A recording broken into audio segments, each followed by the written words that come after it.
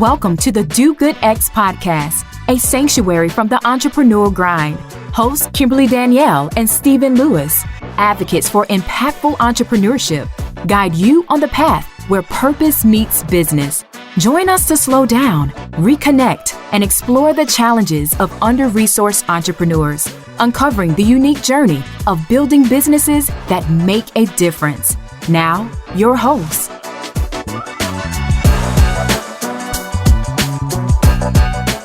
Welcome to the Do Good X podcast. My name is Kimberly Danielle, and I am a community builder, a coach, and a communication strategist who comes from generations of faith-driven leaders and entrepreneurs who believe that our purpose should drive us to contribute to the common good. And today I am here with Stephen. Hey, Stephen. Hey, Kimberly. It's good to be with you. As you know, I'm a catalyst for positive change in communities and businesses. For over 2 decades, I've inspired leaders and entrepreneurs to live and work on purpose with intention, faith, and a commitment to their well-being. So today, we're going to chat about something that plays a major role in whether or not a business can actually last: pricing. So a lot of founders ask, am I charging too much or am I not charging enough? And for many entrepreneurs who are just launching, the challenge is more basic. They don't know even where to start at all. So in this episode, we want to offer a few key insights to help you think about pricing in a way that supports sustainability and not distress, so that pricing doesn't become the thing that limits your business. Yeah, this is really such an important conversation because pricing often determines whether a business can grow or slowly or even rapidly burn out. And it's also one that many founders feel deeply challenged by. I just think about this in our Do Good X programs with social entrepreneurs. Many founders we work with, and you may recall this, Stephen, they're deeply service oriented and they often undervalue what they offer. And they worry that people won't pay or won't be able to afford it. But the reality is that in order to have a functioning business, you have to have paying customers. And more broadly, pricing tends to be a struggle for entrepreneurs for a few reasons. There's often a lack of financial clarity. Some entrepreneurs don't even know, they can't tell you what things cost, what their budget looks like, what their margins are. And many founders are thinking more short term. They're focused on immediate sales rather than long-term growth. And there's a fear of people saying no, not purchasing, or there's a desire to be affordable for everyone, which often leads to underpricing. So there's so many reasons why this is often a challenge. Stephen, are there any other challenges that you've seen when it comes to pricing for entrepreneurs and their businesses? Yeah, just really trying to understand, what does it cost to make that product come into being and actually getting it into the hand of the customer, and not taking consideration of all those things along the supply chain, and how do you actually account for them. I think the other piece on the surface side of it is thinking about, really specifically at the brass tacks, how do you actually price your time, your effort, and energy that goes into providing a service? And how do you actually take a record of how much time it's taking me to actually do this? And what can you pass on to the customer versus what is considered to be a part of your own kind of operational cost? So I think kind of delving into that and understanding some of that are 2 other challenges that I've noticed. And so, if you're listening and thinking, I don't even know how to evaluate whether my pricing is right, here are a few core elements to consider. You need to understand the actual cost of developing and delivering your solution. Now, consider the value you're providing to your customer, not just the effort it takes you, but the outcome it creates for them as a result of having your product or service. Ask, are people willing to pay this price? Does this price allow you to do more than just break even? Does it allow you to eventually pay yourself? and then a team? And does it support building a business that can last? It's important to remember that pricing isn't fixed over time. You charge $25 and then you're going to charge it into perpetuity. There's inflation, costs change. And so you have to think about that it's never fixed. You're always reevaluating and coming back to this over time. And so you should consider that. You can and should experiment with pricing. The economy shifts, costs change, as I've noticed. What your customer need evolves.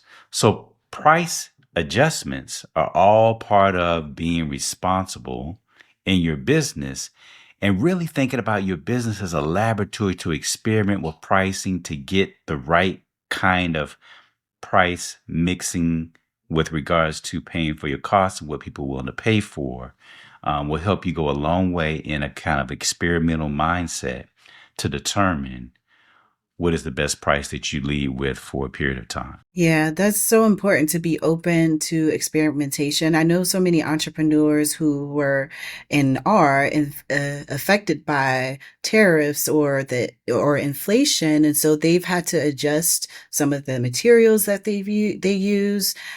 They've had to adjust their pricing without compromising the quality of what it is that they offer. So you adjust, you pay attention, you notice, and you take note of, importantly, what your customers are willing to pay. So, when the pricing is too low, founders often compensate by overworking, over delivering, or constantly scrambling just to keep things going. And so this can be something that you might do. You need to make sure that you're not just, like Stephen said, thinking about the cost to develop the thing, whatever that is, but how do you value your time and what it is that you're offering, and how do you include that in the price of your product or your service? Then on the other hand, when pricing is too high, you may struggle to make any sales at all. And so it's really that sweet spot, that balance in between. There are many examples of pricing decisions and how that might have played out for a founder.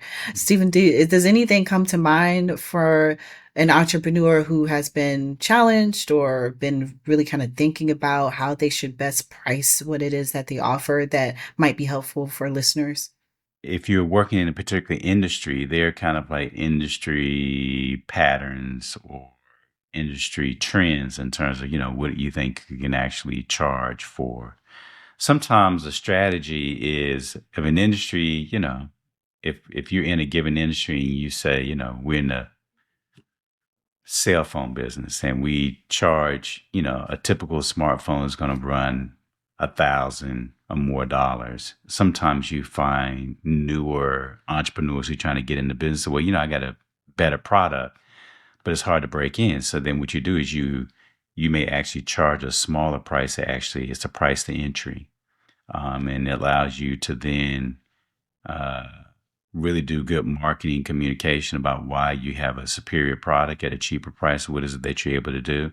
And you see if you can actually get into a market that way in that regards. But I think, in general, pricing is really about, it's science and it's art, right? So the science side is like looking at the patterns and the trends within an industry or within a service area that you're working in. And then it's art, thinking about what you can do to price your product in such a way that really, really gets to the sweet spot in terms of what customers are willing to pay and what it is that you can actually get away with regards to your costs. But there is no, kind of exact magic wand to say it must be this or that you're always kind of experimenting in that regards. But I think, part of what I would offer too is that when you think about, for instance, we had one entrepreneur, Kit Ford, and when she started working with us, one of the things that she was doing was buying all of her products off of Amazon. And then she later discovered, you can actually take out the middleman and go to a wholesaler and get a better pricing. Or if you are thinking about volume, you can get volume discounts on your costs or whatever. So you can lower costs when you think about volume, when you think about long term versus short term, when you think about going wholesale versus retail for your product development. And that helps you kind of lower your costs in that regards. We had another entrepreneur, Lizzie, where finding the right balance between buying environmentally friendly and responsible source materials and having a price point where people are willing to pay. So when people know, well, I'm getting something that's environmentally friendly, well, they're generally willing to pay a little bit more because they feel like, hey, I'm helping out the environment. I'm helping to to create a better kind of green footprint as a result of what I'm purchasing. So thinking about those types of things are really important when you think about your pricing as well. We have another entrepreneur, Jocelyn, where she was really trying to determine the right price that her customers were willing to pay that sustain her business, particularly in a kind of trauma-informed training for congregations. So she had to think very creatively about how does she price? Does she price direct to consumer, kind of a B2B, or does she think about pricing as it relates to, B2C, or does she think about pricing as it like B2B, like she's going to price for a congregation, maybe congregation gets a discount. I mean, she had to work through those things to figure out what is the right kind of match as it relates to what she was doing in her particular setting, her context, and the region of country that she's working in. So I say all these, give these three examples to really say that pricing is about knowing your numbers, being open to learning, being clear about what your business and your customers need, but also talking to others and seeing what they have done. And that was one of the biggest things that I think what we saw, at least in Kit's example, is that she talked to other folks and found, oh, there's someone put her onto a soap supplier and was able to get her into kind of a wholesale situation where she was actually bring her price down significantly in that regards. But again, knowing what goes into the cost of your product or service is really important, and knowing those numbers cold, knowing what it's going to actually take to move that from the warehouse to the actual customer's house, and knowing all the costs that gets in between there is really important. So thinking about those things are really important. And again, this is a learning journey. So think of your pricing kind of methodology and strategy as an opportunity to be on a journey of learning and discovering and experimenting and seeing what works and what pivots you might have to take along the way. And I think if you do that, that will help you to become clearer about your own business and what your customers are actually willing to pay out of your business for the service or the products that you provide. Yeah, those are all really, really good points that you've mentioned, Stephen. A great way to kind of round out this conversation we've been having about pricing. And I know for you all tuning in, like this is just at the surface, Yes. but you get to go beyond the surface and really get deep into, like Stephen said, knowing your numbers, knowing your customers, listening, all of those things. And also, if today has sparked something for you, here's your opportunity to do something about it. Maybe you've been sitting on certain prices that just aren't right. Now's your time to look into those. Maybe you're about to launch and you're questioning if your pricing is, what it needs to be for your particular business. Take some of the insights you may have had from this episode and apply them. So this week, take one product or service that your business offers and just ask yourself, is this price to sustain the business or just survive the moment? Mm. Is this price to sustain the business or just to survive the moment? And the answer that you come up with to that question, I'm certain that it will inform what your next step might need to be. And if you're ready for support as you think through pricing or other aspects of your business, you can have Duke at X walk alongside you. You can visit dukeatx.org, and there you can explore our community and resources for founders who want to do good and build sustainable businesses that last. I hope that you have gotten at least one helpful tip, strategy, or question from this episode today. And we look forward to you joining us next time. Until then, be well and do good. Thank you for listening to the Do Good X podcast. To continue the conversation or access our resources, visit www.dogoodx.org. Join us again for conversations that will nourish your soul, ignite your dreams, and empower you to build an impactful business, one intentional step at a time. Until then, keep striving, thriving, and doing good.